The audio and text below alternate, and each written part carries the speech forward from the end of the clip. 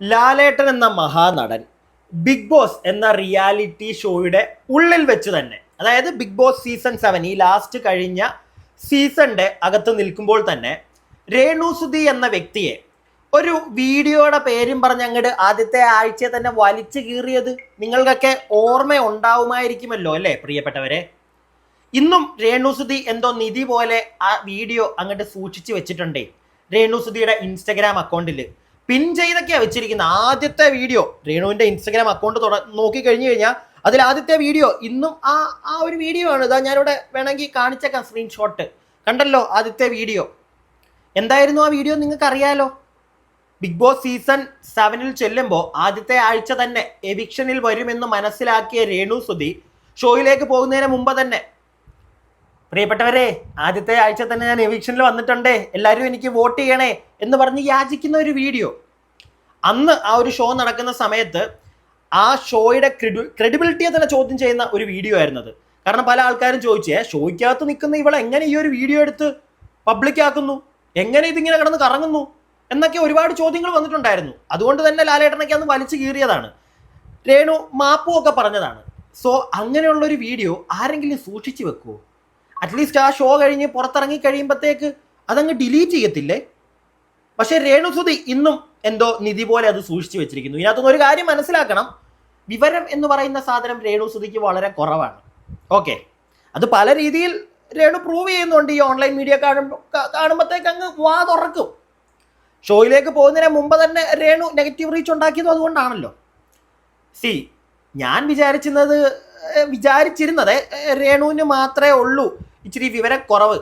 ഈ കിച്ചു എന്ന് പറയുന്ന സുധിയുടെ മൂത്രപുത്രനൊക്കെ അത്യാവശ്യം നല്ല ഒരു വിവരമൊക്കെ ഉണ്ടെന്നായിരുന്നു എൻ്റെ ഒരു തെറ്റിദ്ധാരണ. വെറും തെറ്റിദ്ധാരണയായിരുന്നത്. ആ ചെറുക്കൻ ഒരു ലൈവ് കഴിഞ്ഞ ദിവസം ചെയ്തു, 2 കൂട്ടുകാരെ അപ്പുറം ഇപ്പുറം പിടിച്ചിരുത്തിക്കൊണ്ട് സ്വന്തം കുടുംബത്തിലെ കാര്യങ്ങൾ എക്സ്പ്ലെയിൻ ചെയ്യുന്ന ഒരു വീഡിയോ. റീസെൻ്റ് ആയിട്ടൊരു പ്രശ്നം നടക്കുന്നുണ്ടല്ലോ, മറ്റേ ആ ബിഷപ്പ് ഒരു വക്കീൽ നോട്ടീസ് അയച്ചതുമായി ബന്ധപ്പെട്ടിട്ടുള്ള കുറച്ച് കാര്യങ്ങളൊക്കെ ഈ ചെറുക്കൻ പറയുന്നത് കേട്ടു. മോനെ കിച്ചു, നീ ഈ വീഡിയോ കാണുന്നുണ്ടെങ്കിൽ നിന്റെ ലൈവിൽ ഒരുപാട് നെഗറ്റീവ് കമൻറ്റ് വന്നിട്ടുണ്ടായിരുന്നു, മാറ്റിവെക്ക്. നിന്റെ ആ ഒരു ലൈവ് ഇപ്പോൾ അപ്ലോഡായി വീഡിയോ ആയിട്ട് നിന്റെ ചാനലിൽ കിടപ്പുണ്ടല്ലോ, അതിൻ്റെ അടിയിലെ കമൻറ്റ് എല്ലാം ഒന്ന് നോക്കണം എൻ്റെ മോൻ. എത്ര പേര് മോനെ സപ്പോർട്ട് ചെയ്യുന്നു എന്ന് നിനക്ക് അതിനകത്തൊന്ന് മനസ്സിലാവും. നിന്നെ നല്ല രീതിയിൽ സപ്പോർട്ട് ചെയ്തിരുന്ന ഒരു വ്യക്തിയായിരുന്നു ഞാൻ. ഈ ഒരു വക്കീൽ നോട്ടീസ് അയച്ചു എന്നൊക്കെ നമ്മൾ അറിയുന്ന സമയത്ത് തന്നെ ഞാൻ തന്നെ പറഞ്ഞിട്ടുണ്ട്, ബിഷപ്പിന് പറ്റുമെങ്കിൽ കിച്ചുവിനെ അതിനകത്തൊന്ന് മാറ്റുക, അവൻ്റെ പേരിൽ കേസൊന്നും കൊടുക്കേണ്ട കാര്യമില്ല എന്ന് പറഞ്ഞിരുന്ന ഒരാളാണ് ഞാൻ. ഞാൻ തന്നെ പറയുന്നു, മോനെ നിന്റെ അഹങ്കാരം കുറച്ച് കൂട്ടുന്നുണ്ട് കേട്ടോ. നിനക്ക് നിന്റെ കുടുംബകാര്യത്തെ പറ്റി പറയാം, ഈ വല്ലോനെയൊക്കെ പിടിച്ച് കാരണത്തിരുത്തി അവനൊക്കെ നിന്റെ കുടുംബകാര്യത്തെ പറ്റി പറയേണ്ട അവസ്ഥ. അയ്യോ, നമ്മളൊക്കെ റിയാക്ട് ചെയ്യുന്നത് മകൻ്റെ അമ്മ രേണു സുധി അവർ വന്നിട്ട് പല കാര്യങ്ങളും കിടന്ന് കൂമ്പഴാണ് നമ്മളൊക്കെ എടുത്ത് റിയാക്ട് ചെയ്യുന്നതേ. ഇല്ലാതെ അവരുടെ കുടുംബത്തിനകത്ത് നടക്കുന്ന കാര്യങ്ങൾ നമ്മളാരും പോയി ഒളിച്ചു നോക്കിയിട്ട് സംസാരിക്കുന്നില്ല. അത് കിച്ചു ഒന്ന് മനസ്സിലാക്കണം കേട്ടോ. പിന്നെ ഇപ്പോൾ ലേറ്റസ്റ്റ് ആയിട്ട് രേണു ചെയ്ത പരിപാടി നിനക്കറിയാലോ, നീ പോലും അതിനോട് യോജിക്കുന്നില്ലല്ലോ. അതൊക്കെ മോനൊന്ന് മനസ്സിലാക്കി വെക്കണേ. എന്നിട്ട് വേണം ഈ കഥകൾ പറയാൻ ഇറങ്ങാൻ. നമ്മുടെ കിച്ചുമോൻ്റെ കൂട്ടുകാരും കൂടെ കുറച്ച് കഥകൾ പറയുന്നുണ്ട്. നിങ്ങൾ കുറേ ആളുകൾ കണ്ടു കാണുമായിരിക്കും, പല ആൾക്കാരും റിയാക്ട് ചെയ്ത്. അതുകൊണ്ട് തന്നെ ഞാൻ നിങ്ങൾ ശ്രദ്ധിക്കാതെ പോയ കുറച്ച് ഭാഗങ്ങൾ കാണിച്ചു തരാം, എന്നിട്ട് കുറച്ച് കാര്യങ്ങൾ നമുക്കൊന്ന് സംസാരിക്കാമേ.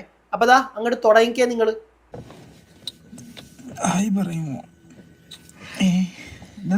ചർച്ചാ വിഷയം പറ ഗായ്സ് എന്ന് കൂടെ ഫ്രണ്ടിൽ തന്നെ ഇരിക്കുന്ന മോൻ പറയുന്നേ.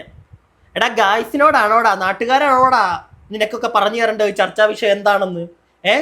വന്ന് ക്യാമറ ഓണാക്കി ഇരിക്കുന്നതിന് മുമ്പ് അറിയത്തില്ലേ എന്താ ചർച്ചാ വിഷയം എന്ന്? നാട്ടുകാരോട് ചോദിക്കുക, പറ ഗായ്സ് ഇന്നത്തെ ചർച്ചാ വിഷയം. മണ്ടനാണോ നീ? മണ്ടനാണോ നീ? അതോ വായിൽ നിന്ന് വന്നത് അങ്ങ് പോയതാണോ? കയ്യിൽ നിന്ന് അറിയാതെ വീണു പോയതാണോ? വായിൽ നിന്ന് ചിലപ്പോഴൊക്കെ നമുക്ക് അറിയാതെ ഓരോന്നൊക്കെ വീഴുമല്ലോ, അങ്ങനെ വീണതാണോ? അതോ മനഃപൂർവ്വം ഉള്ളിൽ നിന്ന് തന്നെ വന്നതാണോ ഈ മണ്ടത്തരം? ഗായ്സ് പറ ഗായ്സ്, ചർച്ചാ വിഷയം എന്താണ് ഗായ്സ് എന്ന്? എന്തായാലും കിച്ചുമോൻ സംസാരിച്ചു തുടങ്ങുന്നുണ്ട്, കേൾക്കാം. കത്തിക്കുന്ന രേണു കാരണം നിങ്ങളെല്ലാം നശിക്കും. എന്തൊക്കെയാടേ ഈ പറഞ്ഞെടുത്തുന്ന? എന്തൊക്കെയാണ് ഇപ്പൊ ഈ നടക്കുന്ന ഒരു സംഭവം എന്ന് പറഞ്ഞ് പുതിയ ഇത്രയാക്കി ഇത്രയുള്ളത് ഇത്രയാക്കിയ ഇത്രയുള്ളത് ഇത്രയാക്കാറ് നമ്മളെല്ലാരും ചെയ്യാറുള്ളതാ മോനെ, നിനക്ക് അറിയാൻ പാടില്ലായോ? മോന്റെ പ്രായം ചെറിയ ചെറിയ കുഞ്ഞുവാവയല്ലോ, അതുകൊണ്ടായിരിക്കും കേട്ടോ ഇത്രയാക്കുന്ന പരിപാടികളെ പറ്റിയൊന്നും മോൻ അറിയാത്തത്. കിച്ചു, നിനക്ക് പറയാനുണ്ടെങ്കിൽ നീ പറ. ഏതായിരുന്നു അവനൊക്കെ, ആ പുറകിരിക്കുന്നവനൊക്കെ? അവൻ ഈ ലൈവ് മൊത്തത്തിൽ കുളവാക്കിയ ഒരുത്തനാണ് ആ പുറകിരിക്കുന്നത്. എന്തൊക്കെയാ അവന്റെ വായിൽ നിന്ന് വീഴുന്നത്? എടാ നീ ഏതാടേ നീ അങ്ങ് ആരെയോ പിടിച്ചൊക്കെ മൂക്കി കയറ്റുമെന്നൊക്കെ. ബാ ബാ ബാ, നമ്മളൊക്കെ ഇവിടെ ഉണ്ട്, ബാ ബാ ബാ, വലിയ വലിയ ഡയലോഗാണല്ലോ. നീ ഏതാ നീ നിനക്ക് കുറച്ചും കൂടെ കേറട്ടെ, വിദ്യാഭ്യാസം വിട്, ഇച്ചിരി വിവരം മെച്യൂരിറ്റി ഒക്കെ വരട്ടെ മോനെ, കേട്ടോ? എന്നിട്ട് ഇറങ്ങ്. മക്കൾ ഒരുപാട് അന്ന് ആലോചിച്ചു വേണം.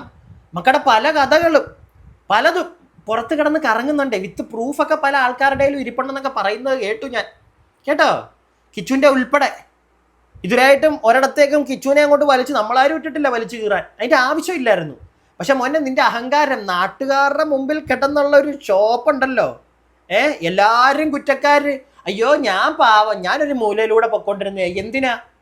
അത്ര ഞാനും ചോദിക്കുന്നുള്ളൂ. എന്തിനാ വീണ്ടും ഇതിനകത്തോട്ട് വന്ന് കയറി നിന്റെ ഡയലോഗ് അടിക്കാൻ നിൽക്കുന്നത്? നീ നിന്റെ കാര്യം നോക്കി അങ്ങ് പോയാൽ പോരെ. അപ്പൊ പറ്റത്തില്ല, ആ കണ്ടന്റ് വേണം നിനക്കും. ഇറങ്ങിക്കോ, ഒറ്റയ്ക്ക് വന്നിരുന്ന് സംസാരിക്കുക. ഈ കൂട്ടുകാരൊന്നും എന്നും കാണത്തില്ല മോനെ, അത് നീ ഇടയ്ക്കൊന്ന് മനസ്സിലാക്കണം കേട്ടോ. ഒന്നും കാണത്തില്ല, അതൊക്കെ വെറുതെയാ. നമുക്ക് ബാക്കി കേൾക്കാം.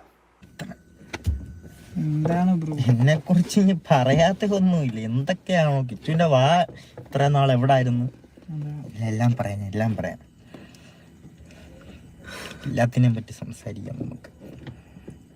വീടിന്റെ കാര്യം എന്തായി? കൊല്ലത്ത് പോയോ? കൊല്ലത്ത് പോയെന്നല്ല, കൊല്ലത്താണ്. കോട്ടയത്ത് പോയില്ല. നിങ്ങൾ ഈ വിചാരിക്കുന്ന പോലെ ഇത്ര വലിയ സംഭവമൊന്നും അല്ല ഇപ്പൊ നടന്നേക്കുന്നത്.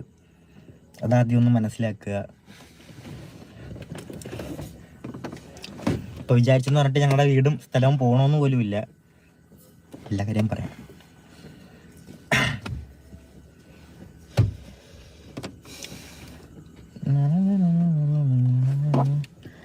രേണു അമ്മയുമായി കോണ്ടാക്ട് ഇല്ലേ? കോണ്ടാക്ട് ഉണ്ട്, ആവശ്യങ്ങൾക്കെല്ലാം കോണ്ടാക്ട് ഉണ്ട്. അല്ലാതെ കോണ്ടാക്ട് ഉണ്ട്.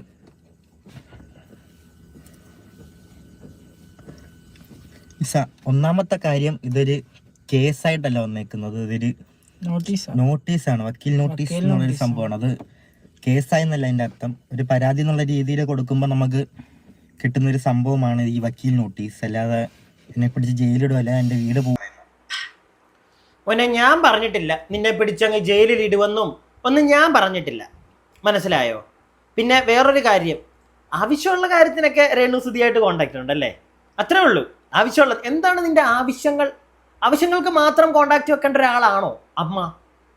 എൻ്റെ ഒരു സംശയമാണ്. അങ്ങനെയാണോ? അല്ല, നിനക്കിനി അങ്ങനെ ആയിരിക്കാം, നമുക്കറിയത്തില്ല കേട്ടോ.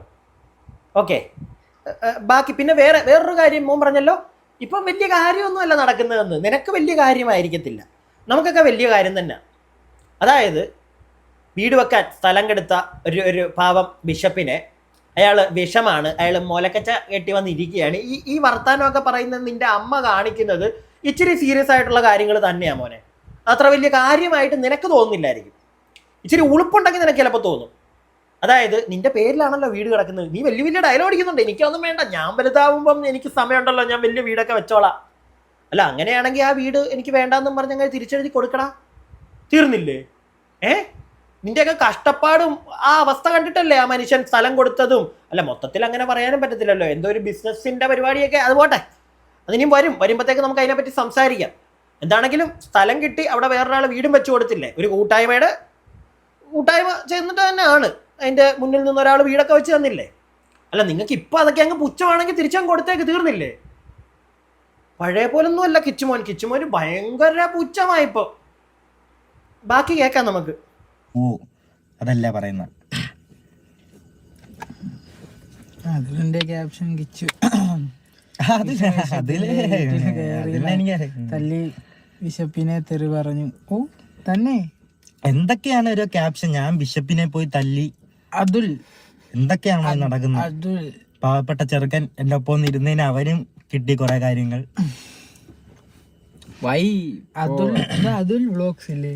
പിന്നെ ഇതൊക്കെ ഇതാണ് ഈ സാധനമാണ് മക്കളെ. ഇതൊക്കെ ഒന്നാമത്തെ കാര്യം ഇതൊരു വക്കീൽ നോട്ടീസാണ്. ഇത് എൻ്റെ പേരിലും വന്നേക്കുന്ന കാര്യമല്ല.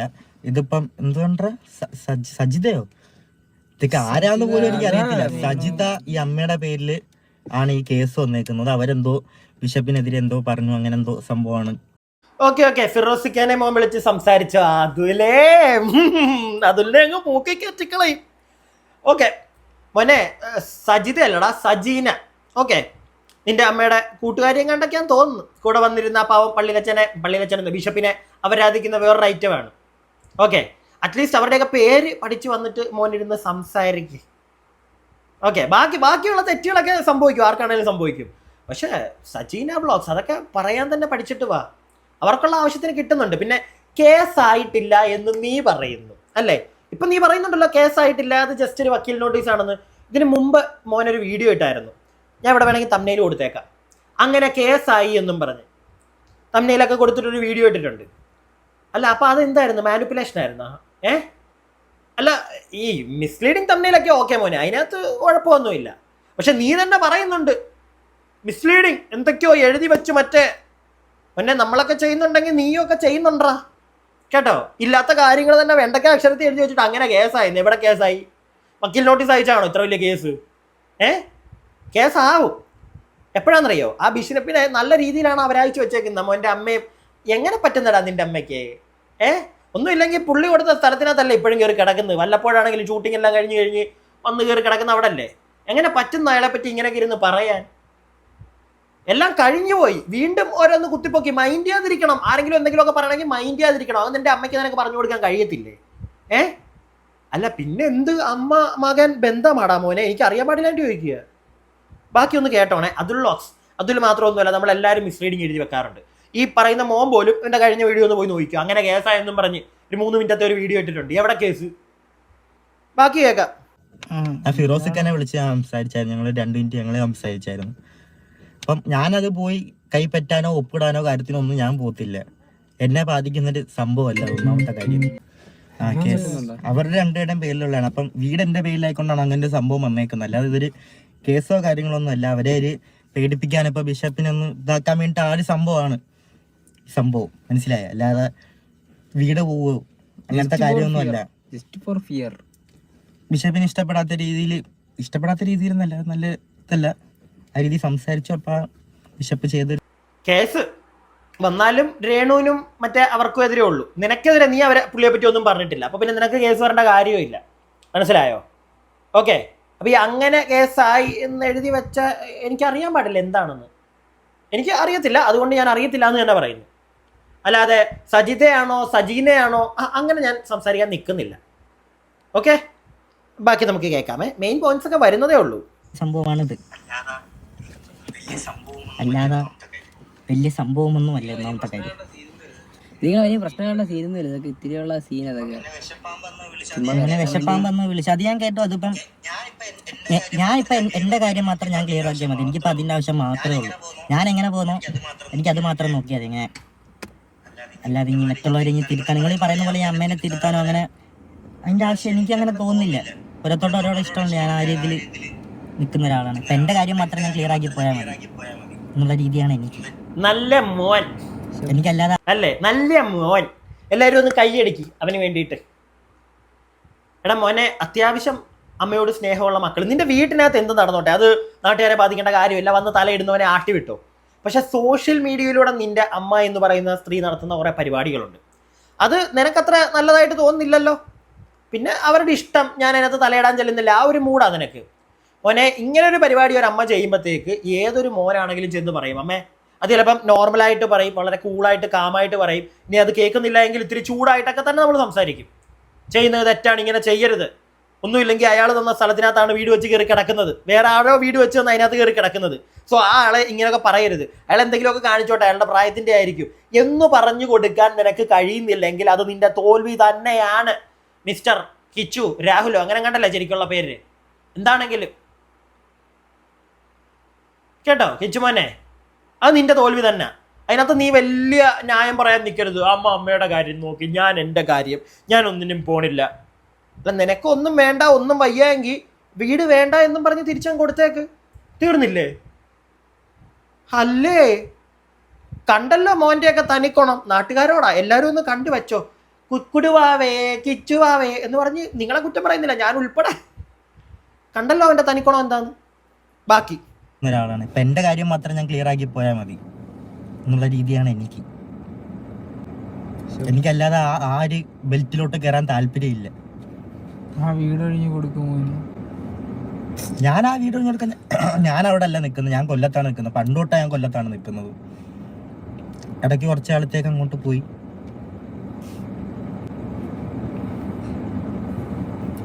ഈ വീടിന്റെ പേരിൽ എന്തെങ്കിലും ചെയ്യണമെങ്കിലും 15 വർഷം കഴിയണം. അല്ലാതെ ഇപ്പൊ ഞങ്ങൾ വീട് ഒഴിഞ്ഞു കൊടുക്കാൻ അങ്ങനെ ഒന്നും വായിച്ചാലേ കമന്റ്